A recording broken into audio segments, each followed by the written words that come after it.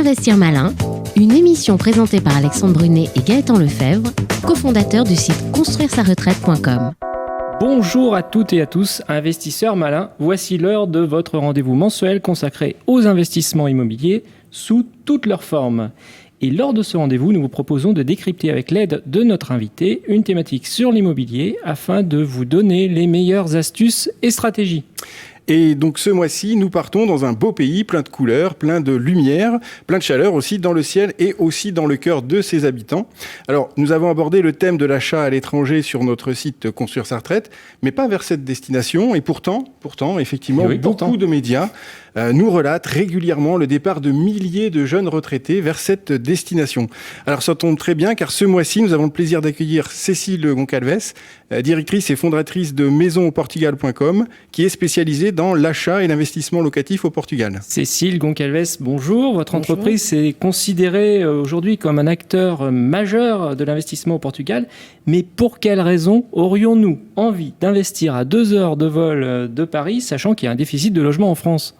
Écoutez, une chose n'empêche pas l'autre. Ce que l'on constate, nous, à Maison au Portugal, c'est qu'on a plusieurs typologies d'acheteurs français actuellement. On a les investisseurs qui sont les investisseurs malins, qui sont des opportunistes, entre guillemets, parce que la conjoncture immobilière est très bonne et les rentabilités sont très bonnes. On a également des gens qui s'installent au Portugal, donc qui ont découvert ces dernières années le pays et qui s'y voient bien vivre, effectivement. Je pense que régulièrement, le Portugal est indiqué comme étant la destination où les gens souhaitent s'installer dernièrement. Donc voilà, donc là ce sont des gens qui classiquement investissent pour leur logement. Et puis après on a les amoureux de Lisbonne ou de Porto ou de l'Algarve qui font des petits week-ends éclairs plutôt que d'investir dans le sud de la France ou ailleurs, investissent dans une résidence plaisir pour y passer leur week-end. Effectivement, aller au Portugal peut donner des idées un week-end, on ne sait jamais. Tout à fait. Alors justement, vu qu'on parle régulièrement de l'opportunité d'investir au Portugal, finalement, est-ce qu'il n'est pas un peu trop tard ? Est-ce que on a encore de la place pour investir au Portugal? Alors, le Portugal est un pays qui s'est construit tard, donc qui a vécu une crise immobilière et une crise économique majeure, on va dire, entre 2011 et 2013, qui en est sorti depuis et qui est en période de consolidation. Donc oui, il y a quelques zones qui sont aujourd'hui consolidées, donc on s'attend à des plus-values qui seront en fait, qui accompagneront plus ou moins l'indice de l'inflation. Mais on a même à l'intérieur de Lisbonne, par exemple, des quartiers qui sont encore en devenir parce qu'on a un parc immobilier qui est à rénover, parce que aussi les Lisboètes n'investissaient plus le centre historique et qu'aujourd'hui on a un double phénomène, le phénomène du tourisme, également des étrangers qui s'installent et puis les Portugais qui aujourd'hui valorisent davantage leur centre historique. Et puis après, ça dépend en fait. Le Portugal connaît une embellie globale dans l'ensemble du pays, mais on ne s'attend pas à ce que ça s'arrête. Au contraire, je pense qu'on est un petit peu comme... déjà, on a les Portugais nationaux qui réinvestissent, mais également, on est aujourd'hui un phénomène qui est nouveau, qui n'est plus le phénomène de mode, mais bien une destination consolidée pour vivre et investir, pour l'Union européenne notamment. Alors, supposons qu'on investisse au Portugal. On y va, mais on est quand même sur investir malin. Quelle est la rentabilité, finalement, ce qui intéresse nos auditeurs, à laquelle on peut espérer si on investit au Portugal aujourd'hui? Alors, je pense qu'aujourd'hui, si on parle de l'habitation, on peut s'attendre à des rentabilités entre 4 et 5% hors impôt, donc ce qui est quand même assez bien, même dans le centre historique de Lisbonne. Alors, il y a des endroits où effectivement la rentabilité sera un petit peu moins bonne, mais même dans des zones très consolidées, on arrive à ces rentabilités. On a 2 phénomènes actuellement. On a le phénomène de la location touristique et donc de la partie touristique, où soit on peut investir dans du logement en Airbnb, oui, ou également dans des produits d'investissement qui sont consolidés et qui ont déjà un label de tourisme, qui sont des résidences de vacances ou des résidences touristiques hôtelières et qui donnent des rentabilités clés en main. Et puis après, on a effectivement la partie de la location classique où il y a clairement un déficit aujourd'hui. Donc en fait, investir pour donner en location dans des biens qui sont rénovés est une très bonne affaire également aujourd'hui. Alors, vous nous avez parlé de la rentabilité. Maintenant, comment on peut faire pour trouver finalement les pépites, c'est-à-dire effectivement les logements intéressants, les investissements intéressants. Et puis, par ailleurs, je pense que le Portugal, ça ne se résume pas à Lisbonne. Il y a plein d'autres villes, il y a Porto, il y a plein d'autres endroits. Donc, comment on fait pour trouver facilement ces pépites ? Alors, je pense que quand on ne parle pas portugais, il est important de bien savoir s'entourer parce que les législations sont quand même différentes. Donc, ce que je conseillerais, c'est chercher quelqu'un dont c'est le cœur de métier et qui est là depuis quelques années, parce qu'il y a beaucoup eu d'entrants ces dernières années et qui ne sont pas toujours au fait des choses et de la législation, parce qu'on a moins de barrières en étant agent immobilier qu'on pourrait en avoir en France. Ensuite, en fait, voir un petit peu quelles sont les perspectives d'investissement. Si c'est pour habiter, je conseille toujours aux gens d'aller dans des zones consolidées. Enfin, ça fait plus de sens. Il faut aussi préserver sa qualité de vie. Par contre, il y a encore des quartiers qui sont en devenir, comme, je sais pas, pouvait l'être Montmartre il y a 20 ans. Et là, c'est un pari qui est un pari gagnant, mais qui est un peu un pari dans la durée. Donc, c'est plus une optique de plus-value et une rentabilité qui est peut-être un petit peu inférieure. Mais il y a beaucoup à faire. Alors, Porto s'est beaucoup développé ces dernières années, mais vous avez également dans l'Algarve Faro, Albufeira, Ferragudo, sachant que la saisonnalité, qui était une donnée assez importante ces dernières années, avec le phénomène de personnes qui sont à la retraite et la destination golf et d'autres destinations du cyclisme, du tourisme de nature, fait que la saisonnalité tend à baisser. Donc on a des rentabilités qui sont à peu près bonnes, qui ne durent pas autant. Enfin, la saisonnalité est plus importante dans l'Algarve que sur Lisbonne ou Porto, mais elle est quand même, ça offre quand même de bonnes rentabilités. Et puis après, vous avez des villes, mais là, je dirais que par rapport au plaisir d'investir, c'est vrai que investir à Coimbra, qui est une cité universitaire, peut faire du sens pour un investisseur pur. Oui. Peut-être un petit peu moins si jamais on veut profiter des week-ends. On n'y viendra pas pendant les mois d'été, oui, effectivement. Alors tout ça, c'est attrayant, mais il doit bien y avoir des choses trappes ou des pièges à éviter, des risques aussi à maîtriser. Qu'est-ce que vous pouvez nous dire là-dessus ? Alors, je dirais que effectivement, la législation n'est pas aussi contraignante qu'en France. Il est important. Ça, c'est pas un risque. Oui.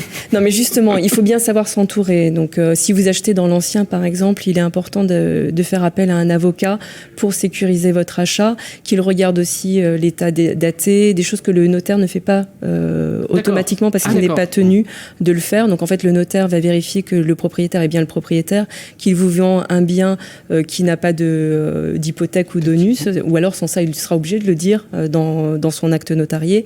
Si vous parlez français, il y aura de toute manière des traducteurs assermentés qui seront obligés d'intervenir, ou des gens parlant le français qui sont complètement exempts des acheteurs ou de l'agent immobilier. Oui.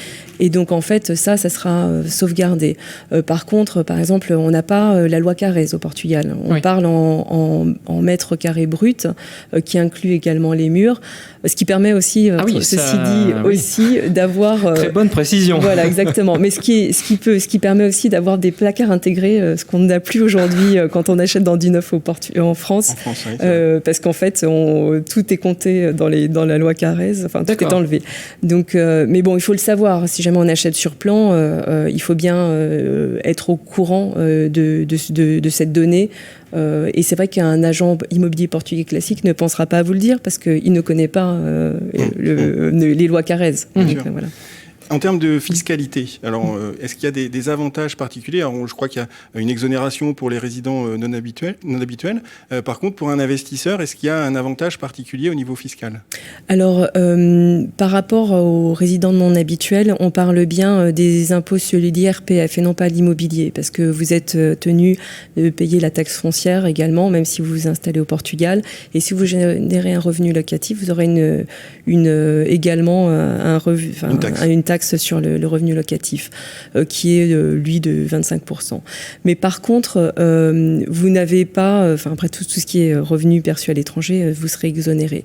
Par contre, notre impôt foncier, quel que soit l'endroit, même au cœur de Lisbonne, est bien loin des impôts auxquels on est habitué en France.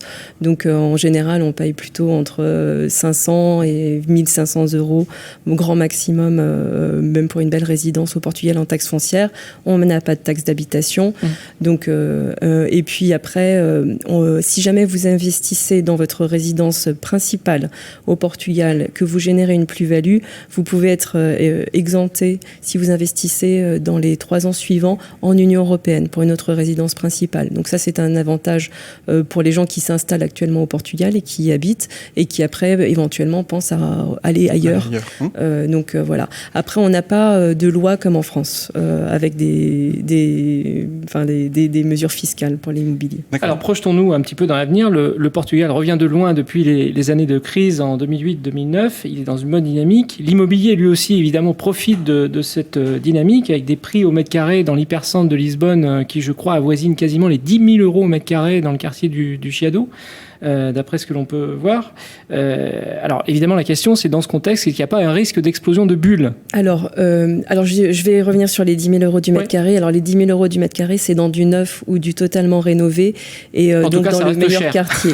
Je dirais que Lisbonne est environ à 4 000, 4 500 euros du mètre carré dans l'ancien, tout confondu. Les quartiers très bons et les quartiers très mauvais, on va dire la consolidée. Et donc, en fait, on est bien loin quand même des mètres carrés parisiens. Pour revenir à la bulle spéculative, la bulle existe quand on a des hypothèques et des crédits immobiliers, ce qui n'est pas le cas dernièrement. Donc on assiste bien à un retour sur le marché, mais sans inquiétude vis-à-vis de ça. Alors, dernière question. Quelles sont les prestations qui sont assurées par votre société ? Donc, c'est ce que c'est la recherche du bien, la gestion des travaux, la gestion locative. Est-ce que c'est un pack tout compris ou est-ce que c'est seulement quelques focus particuliers ? Alors, on est très spécialisé dans l'habitation, dans la région de Lisbonne et dans la région de l'Algarve principalement. Nous faisons partie d'une structure de promoteurs immobiliers qui est un des leaders sur le marché au Portugal. Donc, vous avez une expertise de construction de plus de 30 ans et une crédibilité sur le marché. Nous présentons des produits qui correspondent bien aux besoins, avec des terrasses, avec donc des immeubles neufs et très bien construits. Nous avons également, on va dire, une expertise pour vous aider à vous installer au Portugal si vous le souhaitez. Et puis, nous avons des produits structurés pour l'investissement locatif, soit dans des parties de gestion touristique de résidences hôtelières avec des produits clés en main qui sont très intéressants. D'accord. Très bien. Alors passons maintenant à la question du mois qui nous est posée par Michael. J'envisage d'investir en location saisonnière dans le centre de Lisbonne. Existe-t-il, selon vous, le même risque d'interdiction qu'à Paris à plus ou moins brève échéance ? Alors oui, la législation s'est durcie cette dernière année. Il y a des quartiers qui aujourd'hui, on n'a plus la possibilité d'avoir de nouveaux permis, parce qu'il faut un permis au Portugal pour faire de la location saisonnière. On peut le faire toute l'année, c'est pas comme en France. Mais par contre, il y a des quartiers qui sont déjà interdits, puisqu'en fait, la mairie veut avoir un équilibre entre les habitants et les touristes, ce qui est tout à fait normal. Donc en fait, il faut savoir où investir et savoir également que ces interdictions vont venir dans quelques années se durcir, très certainement. Très bien. Cécile Goncalves, merci d'avoir accepté notre invitation. Je rappelle donc à nos auditeurs que vous êtes fondatrice et directrice de maisonauportugal.com, spécialisée dans l'investissement au Portugal. Et puis n'hésitez pas tous à poser vos commentaires et vos questions et vos idées sur la page de l'émission Investir Malin sur le site de Radio Imo. Évidemment Gaëtan, et quant à nous, nous vous donnons rendez-vous le mois prochain pour découvrir un nouveau thème. En attendant, vous pouvez nous retrouver sur le site construire-sa-retraite.com dans lequel vous pourrez découvrir plein d'investissements malins. Et n'oubliez pas, demain se décide aujourd'hui. Ne passez pas à côté des bonnes occasions en suivant les bons conseils de nos invités. Investir Malin, une émission présentée par Alexandre Brunet et Gaëtan Lefebvre, cofondateurs du site construire-sa-retraite.com.